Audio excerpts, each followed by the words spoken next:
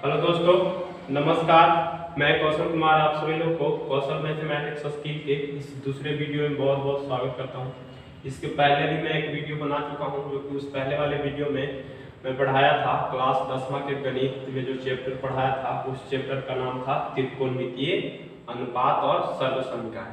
तो आज वही चैप्टर के दूसरा टॉपिक है, यानी उस चैप्टर में हम क्लियर किए थे, यानी त्रिकोणमिति किसे कहते हैं, त्रिकोणमितीय अनुपात क्या होता है। तो आइए आज के इस वीडियो में हम लोग समझेंगे कि त्रिकोणमितीय अनुपात के संबंध। हम लोग पहले वाले वीडियो में त्रिकोणमिति का परिभाषा जान चुके हैं, पढ़ चुके हैं। अगर आप लोग उस वीडियो को नहीं देखे हैं तो जाकर के देखिए, ताकि आप लोग को ये वीडियो भी समझ में आए। तो आइए आज के इस वीडियो में हम लोग समझेंगे कि त्रिकोणमितीय अनुपात के संबंध पढ़ेंगे। पहले वाले वीडियो में हम लोग पढ़े थे कि त्रिकोणमितीय अनुपात क्या होता है और त्रिकोणमिति का परिभाषा क्या होता है। तो चलिए ध्यान दीजिएगा बोर्ड पर कि त्रिकोणमितीय अनुपात के संबंध। त्रिकोणमितीय अनुपात कितने होते हैं आप लोग को मैं बता चुका हूं, तो फिर से बता देता हूं। पहले वाले वीडियो में मैं बताया था जहां तक sine theta, cos theta, tan theta, cot theta, cosec theta, sec theta, यानी इस सारे त्रिकोणमितीय अनुपात का फार्मूला बता चुके हैं। यानी सारे त्रिकोणमितीय अनुपात का केवल फार्मूला ही नहीं, इसका सारा त्रिकोणमितीय अनुपात का हिंदी भी बताए हैं कि साइन थीटा का हिंदी क्या होता है, कोस थीटा का हिंदी क्या होता है, टेन थीटा का हिंदी क्या होता है, कोट थीटा का हिंदी क्या होता है, कोसेक थीटा का हिंदी क्या होता है, सेक थीटा का हिंदी क्या होता है। अगर आप लोग वो वीडियो को नहीं देखे हैं तो जरूर देखिएगा। आइए फिर से एक बार मैं बता देता हूं कि साइन और कोस, टेन, कोट सबका हिंदी क्या होता है। फिर से एक बार बता देता हूं इस वीडियो में, ताकि आप लोग को अच्छा से क्लियर हो जाए। इसका फार्मूला भी बताया था। साइन थीटा का बताए थे लंब बटा कर्ण। लंब बटा कर्ण को हम लोग लिख सकते हैं P बटा H, यानी लंब बटा कर्ण। कोस थीटा का आधार बटा कर्ण, कोस थीटा का आधार बटा कर्ण। टेन थीटा का बताए थे लंब बटा आधार। कोट थीटा का बताए थे आधार बटा लंब। कोसेक थीटा का बताए थे कर्ण बटा लंब। सेक थीटा का बताए थे आधार बटा कर्ण। यानी सारा फार्मूला इसके पहले वाले वीडियो में मैं बता चुका हूं कि साइन थीटा बराबर लंब बटा कर्ण क्यों होता है, कोस थीटा बराबर आधार बटा कर्ण कैसे बना, टेन थीटा बराबर लंब बटा आधार कैसे बना, कोट थीटा बराबर लंब बटा आधार बटा लंब कैसे बना। आधार बटा लंब ये P है आपका, आधार बटा लंब कैसे बना, यानी इसके पिछले वाले वीडियो में इस चीज को क्लियर कर चुके हैं। और इसका हिंदी क्या बताया था देख लीजिए। साइन थीटा का हिंदी होता है जया। साइन थीटा के हिंदी बताए थे जया। कोस थीटा का हिंदी बताए थे को जया। कोस थीटा का हिंदी बताए थे को जया। टेन थीटा का हिंदी आपको बताए थे, टेन थीटा का हिंदी बताए थे स्पर्श जया। क्या? स्पर्श जया। स्पर्श, स्पर्श जया। कोट थीटा का हिंदी बताए थे कोटि स्पर्श जया। कोटि स्पर्श जया। कोटि स्पर्श जया। कोसेक थीटा का हिंदी बताए थे व्यू को जया। कोसेक थीटा का हिंदी बताए थे व्यू जया। व्यू जया। सेक थीटा के हिंदी बताए थे को जया। को जया। यानी इस सारे त्रिकोणमितीय अनुपात का हिंदी भी मैं उस वाले पहले वाले वीडियो में मैं बता चुका हूं, जो कि फिर से बता दिए हैं। देख लीजिए ध्यान से आप लोग, अगर आप, ताकि आप लोगों को अच्छा से समझ में आए। जैसा कि आप लोग देख रहे हैं, सारे त्रिकोणमितीय अनुपात का हिंदी ये इस तरह से बताए थे हम इसके पहले वाले वीडियो में। साइन थीटा की हिंदी बताए थे जया, कोस थीटा का कोजया, टेन थीटा का स्पर्श जया, कोट थीटा का कोटीय स्पर्श जया, सेक थीटा कोसेक थीटा का व्युजया और सेक थीटा का कोजया। यानी इसका सारे त्रिकोणमितीय अनुपात का इस तरह से हिंदी बता चुके हैं। अगर वो वीडियो नहीं देखे हैं तो फिर से इसलिए मैं बता दिया हूं ताकि आप लोग को बढ़िया से क्लियर हो जाए। तो ये जो त्रिकोणमितीय अनुपात है ये क्या है, ये समकोण, ये सारे त्रिकोणमितीय अनुपात समकोण त्रिभुज में हमारा समकोण त्रिभुज के एक न्यून कोण और दो भुजा के बीच में संबंध को दिखाता है। ये त्रिकोणमितीय अनुपात क्या दिखाता है, यानी हमारे समकोण त्रिभुज में एक न्यून कोण और दो भुजा के बीच का जो संबंध है उसको दिखाता है सारे त्रिकोणमितीय अनुपात। तो यहाँ तक क्लियर कर चुके थे इसके पहले वाले वीडियो में। तो आइए अब इसके आगे चलते हैं। उससे पहले मैं आप लोगों को बता देता हूँ कि जो विद्यार्थी को, जो दोस्त को समकोण त्रिभुज में लंब और आधार पहचानने में गलती करते हैं, यानी थीटा कोण को बदलने से लंब और आधार में जो बदलाव होता है उसको पहचानने में कठिनाई होती है, प्रॉब्लम होती है, उसको भी मैं क्लियर कर देता हूँ इस वीडियो में। ध्यान दीजिएगा, समकोण त्रिभुज में थीटा कोण को बदलने से जो लंब और आधार में बदलाव होता है वो किस तरह से होता है समझा देता हूँ इस वीडियो में मैं। इस तरह से आप लोग तो पढ़े ही होंगे, जैसे समकोण त्रिभुज है, इस समकोण त्रिभुज में ये तीनों कोण, तीनों शीर्ष का नाम दे दिए। समकोण त्रिभुज में अगर आप कोण इसको अगर लेते हैं तो इसके सामने वाला यानी थीटा कोण बी लेते हैं तो इसके सामने वाला भुजा को क्या बोलते हैं, लंब। सामने वाला भुजा को हम लोग बोलते हैं लंब। लंब को इंग्लिश में क्या कहते हैं, परपेंडिकुलर। परपेंडिकुलर,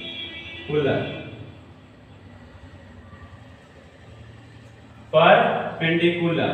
और इस वाले भुजा को, जिस भुजा से समकोण बन रहा है उस भुजा को क्या बोलते हैं, बेस बोलते हैं। बेस, बेस को हिंदी में कहते हैं आधार। क्या बोलते हैं, आधार। और ये जो समकोण के सामने वाला सबसे बड़ी भुजा होता है समकोण त्रिभुज में, इस समकोण के सामने वाला भुजा को क्या बोलते हैं, हाइपोटेनियस। क्या बोलते हैं, हाइपोटेनियस। हाइपोटेनियस, हाइपोटेनियस को हिंदी में कहते हैं कर्ण। क्या कहते हैं, कर्ण। यानी इस तरह से आप लोग तो पढ़े ही होंगे कि अगर कोई थीटा कोण हो तो उस थीटा कोण के सामने वाले भुजा को लंब कहते हैं और जिस भुजा से समकोण बन रहा है उस भुजा को आधार कहते हैं। और कर्ण तो कभी नहीं बदलता। थीटा कोण को बदलने से सिर्फ हमारा लंब और आधार बदलता है, कर्ण कभी नहीं बदलता। और समकोण त्रिभुज में सबसे बड़ी भुजा कर्ण ही होता है। तो आइए इस तरह से आप लोग पढ़े होंगे।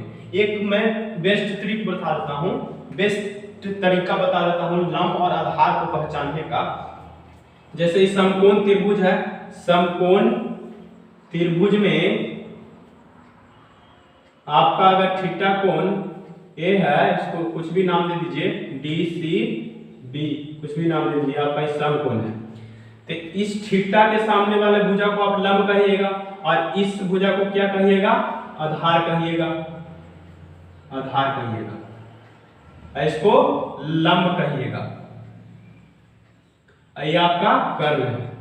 कर्ण हमेशा, कर्ण कभी नहीं बदलता है, कर्ण हमेशा वही रहता है। तो इस तरह से पहचानते हैं आप लोग, यानी थीटा कोण के सामने वाला भुजा लंब होता है और जिस भुजा से समकोण बन रहा है उस भुजा को क्या बोलते हैं, आधार बोलते हैं। तो एक और बेस्ट तरीका मैं पहचानने का बता देता हूँ लंब और आधार का, जो कि आप लोग इस ट्रिक को, इस तरीका को समझ लिए तो लंब और आधार पहचानने में गलती नहीं करेंगे। तो ध्यान दीजिए, ये जो समकोण और एक थीटा कोण, जो समकोण और थीटा कोण के बीच वाला भुजा होता है वो आधार होता है। एक तरह से ऐसे भी हम लोग समझते हैं, यानी जो समकोण में लंब और आधार को पहचानने का तरीका जो है इस तरह से भी हम लोग पहचान सकते हैं। इस तरह से भी पहचानने का तरीका होता है, यानी समकोण और जो न्यून कोण, जो थीटा कोण आपका रहेगा, उस समकोण और थीटा कोण के बीच वाली भुजा को क्या कहेंगे, आधार कहेंगे। तो बताइए जब ई आधार हो गया तो ई क्या हो जाएगा, ये भुजा क्या हो जाएगा, लंब हो जाएगा। अब भाई कर्ण को तो कौन नहीं पहचानता है, जो समकोण में सबसे बड़ी भुजा होता है वो कर्ण होता है। हम क्या बताएं कि अगर इस तरह से रहेगा, ये आपका समकोण त्रिभुज है, ए डी बी, नाम कुछ भी दे सकते हैं आप। अगर थीटा कोण इसमें हम लोग ए को ले लेते हैं तो इसके सामने वाला भुजा कौन हो गया, बीडी हो गया, तो ये आपका लंब हुआ। तो ये तो सामने वाला भुजा इस तरह से समझे, और इस तरह से हम अभी जो समझाएं कि जो थीटा कोण और समकोण के बीच वाला जो भुजा होता है वो आधार होता है, आधार होता है। तो जब हम लोग आधार को पहचान ही गए तो एक इसमें समकोण त्रिभुज में कितने भुजा होते हैं, 3 भुजा होते हैं, जो कि एक लंब एक आधार होता है, एक क्या होता है, कर्ण होता है। तो कर्ण तो कभी नहीं बदलता है, कर्ण को हमेशा हम लोग समझ सकते हैं, पहचान सकते हैं। हम लोग को सिर्फ पहचानने में गलती क्या होता है, लंब और आधार को पहचानने में गलती करते हैं थीटा कोण को बदलने से। तो ये मैं बेस्ट तरीका बता रहा हूँ, इस तरीका को समझिए, ध्यान दीजिए बताने के मैं जो कोशिश कर रहा हूँ। जैसे ये थीटा कोण है और ये थीटा कोण जो रहेगा और थीटा कोण और इस समकोण के बीच वाला जो भुजा होगा वो आधार होगा। तो बताइए समकोण त्रिभुज में थीटा कोण और समकोण के बीच वाला भुजा आधार हो गया, तो और बचा क्या, एक लंब ही बचा। अब कर्ण तो हम लोग पहचान ही रहे कि जो सबसे बड़ी भुजा होता है वो कर्ण होता है। ये जब आधार हो गया तो ऑटोमेटिक क्या हो जाएगा, ये वाला भुजा लंब हो जाएगा। अब कर्ण तो पहचान ही रहे हैं कि कर्ण हमारा सबसे बड़ी भुजा ये जो है इसे कर्ण है, ये आपका क्या हो गया, लंब हो गया, ये आपका लंब हो गया। इस चीज को समझ पाए, तो इस चीज को समझ पाए आप लोग। तो इसको हम मिटा रहा हूं, मिटा करके फिर से इसको मैं, अगर आप लोग नहीं समझे हैं तो एक बार फिर से मैं बता देता हूं आप लोग को।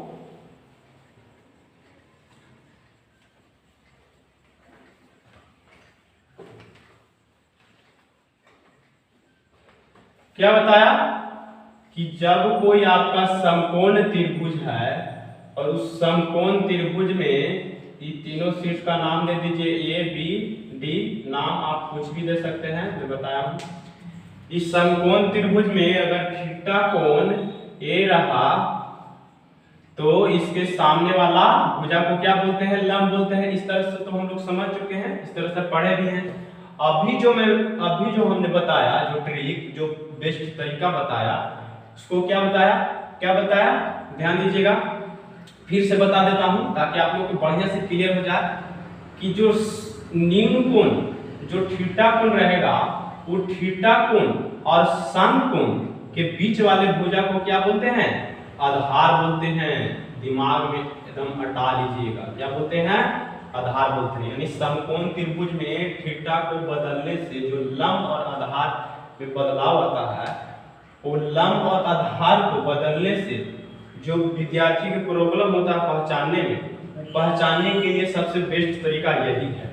यानी निम्न कोण यानी जो थीटा कोण रहेगा और थीटा कोण और समकोण के बीच वाला जो भुजा है वही आधार होता है। तो जब बताइए ये आधार हो गया तो कर्ण तो आप लोग पहचान ही रहे हैं कि समकोण त्रिभुज में जो सबसे बड़ी भुजा होता है सो क्या होता है, कर्ण होता है। कर्ण को तो सब कोई पहचानते हैं, महाभारत वाला कर्ण नहीं, त्रिकोणमिति वाला कर्ण। ऐसे भी महाभारत में भी कर्ण क्या थे, सबसे बड़े थे।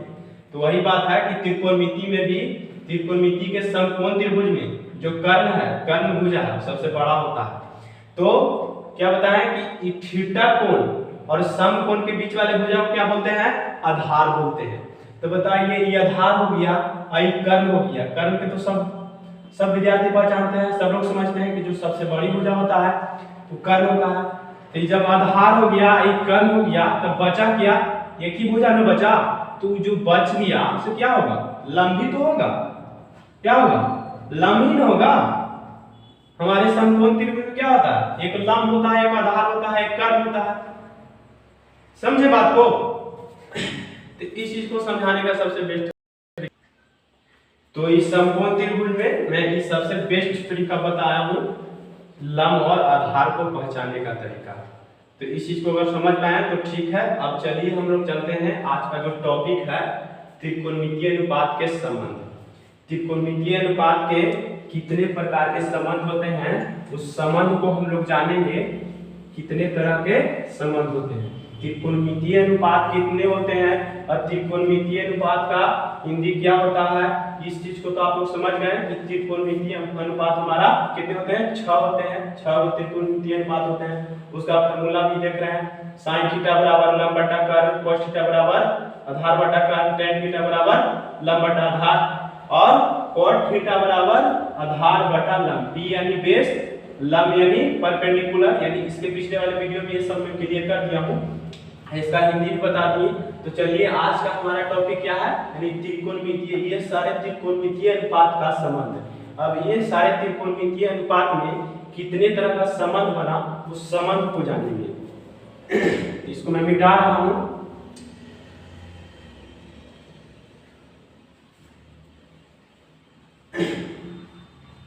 अगर आप लोग इसको लिखना चाहेंगे, इसको वीडियो को पॉज करके लिख सकते हैं। अब चलिए क्या है टॉपिक, त्रिकोणमितीय अनुपात के संबंध। तो त्रिकोणमितीय अनुपात जो हमारा 6 गो त्रिकोणमितीय अनुपात है, तो त्रिकोणमितीय अनुपात के पहला संबंध क्या है, त्रिकोणमितीय अनुपात के व्युत्क्रमणीय संबंध। यानी इस सारे त्रिकोणमितीय अनुपात के व्युत्क्रमणीय, यानी जिसको हम लोग इंग्लिश में बोलते हैं reciprocal relation of trigonometry ratio. तो समझिए सारे त्रिकोणमितीय अनुपात का इसका व्युत्क्रमणीय संबंध क्या होता है। व्युत्क्रमणीय यानी इसका उल्टा, व्युत्क्रम तो उल्टा होता है। जैसे आपका ये sin थीटा है, तो sin का उल्टा क्या होता है, sin का उल्टा क्या होता है बता चुके हैं। sin का उल्टा क्या होता है, cosec थीटा, यानी sin का उल्टा cosec थीटा होता है। तो इसको हम लोग लिखेंगे sin थीटा बराबर cosec थीटा। अब एक क्या है, दूसरा क्या है, cos theta. cos theta, cos theta का उल्टा क्या होता है, cos का उल्टा होता है sec। तो इसको हम लोग लिखेंगे cos थीटा बराबर 1 बटा sec थीटा। cos थीटा बराबर 1 बटा sec थीटा। एक और है tan theta. tan theta, tan theta का उल्टा क्या होता है, cot थीटा। तो इसको हम लोग लिखेंगे cot थीटा, tan थीटा बराबर 1 बटा cot थीटा। sin थीटा बराबर 1 बटा cosec थीटा, cos थीटा बराबर 1 बटा sec थीटा, tan थीटा बराबर 1 बटा cot थीटा। जैसे sin का उल्टा क्या है, cosec है, तो cosec का उल्टा तो sin है ना, तो इसको हम लोग इस तरह से भी लिख सकते हैं याद करके, cosec थीटा बराबर भी एक यहां से एक और फार्मूला बन जाएगा, cosec थीटा बराबर क्या बन जाएगा, जैसे sin का उल्टा cosec है, तो cosec का उल्टा क्या है, sin है, तो cosec थीटा बराबर क्या लिखेंगे, 1 बटा sin थीटा। इससे एक और फार्मूला बन गया। और इसमें भी cos थीटा, cos थीटा का उल्टा sec थीटा है, तो sec थीटा के भी तो उल्टा cos थीटा है। तो या करके इसको लिखिए sec थीटा बराबर, sec थीटा बराबर sec का उल्टा क्या हो जाएगा, cos 1 बटा cos थीटा। tan थीटा बराबर क्या है, tan थीटा बराबर है 1 बटा cot थीटा। tan का उल्टा cot हुआ, तो cot का उल्टा क्या है, tan है। जैसे tan का उल्टा cot हुआ, तो cot का भी तो उल्टा है ना, tan। तो या करके इसको लिखिए, जैसे tan थीटा बराबर बना 1 बटा cot थीटा, तो cot थीटा बराबर क्या बनेगा, cot का उल्टा tan है, तो cot थीटा बराबर बन जाएगा आपका 1 बटा tan थीटा। और ये सारे फार्मूला से एक फार्मूला और बनेंगे। जैसे sin थीटा बराबर sin का उल्टा cosec हुआ, तो sin थीटा बराबर क्या फार्मूला लिख दिए, 1 बटा cosec थीटा। तो cosec, जैसे sin का उल्टा cosec है, उसी तरह से cosec का उल्टा क्या है, sin है, तो cosec थीटा बराबर क्या बन गया, 1 बटा sin थीटा। यहां से एक और फार्मूला हम लोग बना सकते हैं।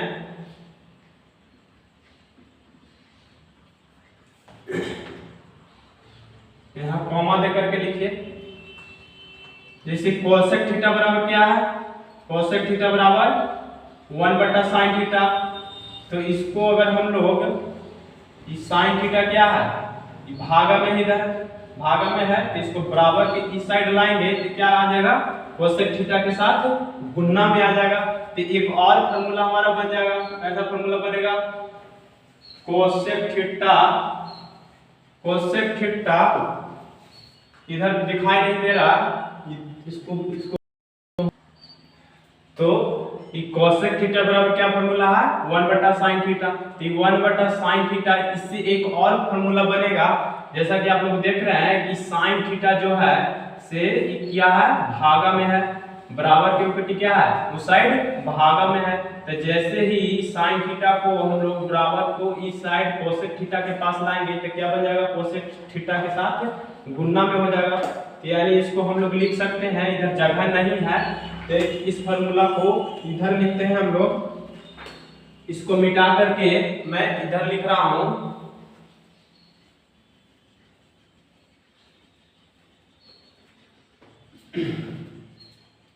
क्या कोसेक थीटा बराबर 1 क्या साइन थीटा।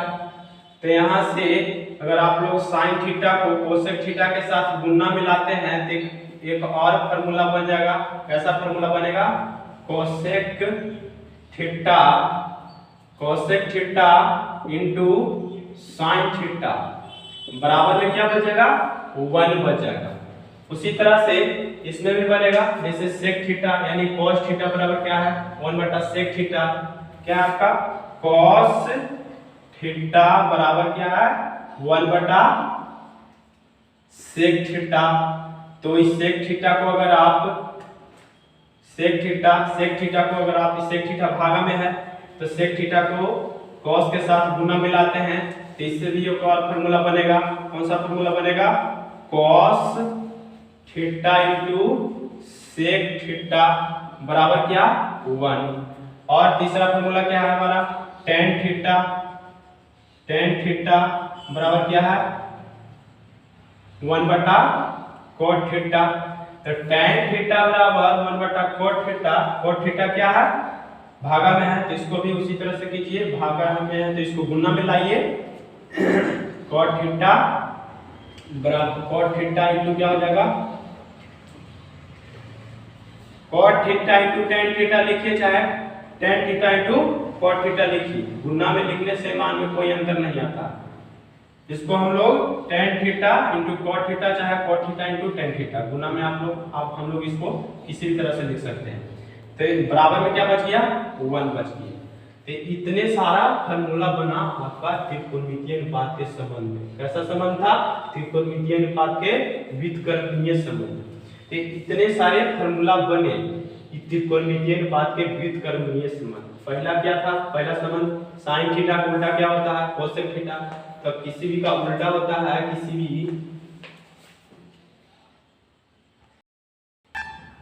यानी किसी भी चीज का उल्टा हम लोग लिखते हैं, चाहे वो संख्या हो या त्रिकोणमितीय अनुपात हो, तो उसको हम लोग 1 के बटा में कर करके लिखते हैं। क्या, 1 के बटा में लिखते हैं। जैसे साइन का उल्टा क्या होता है, कोसेक थीटा। तो साइन थीटा बराबर क्या लिख दिए, 1/कोसेक थीटा।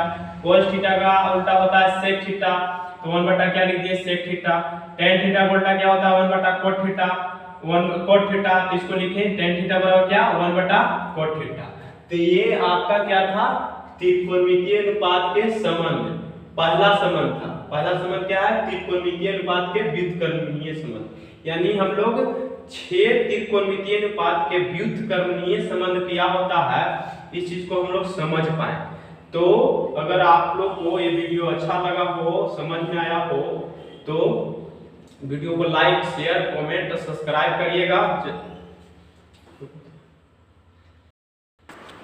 लाइक शेयर कमेंट जरूर करें।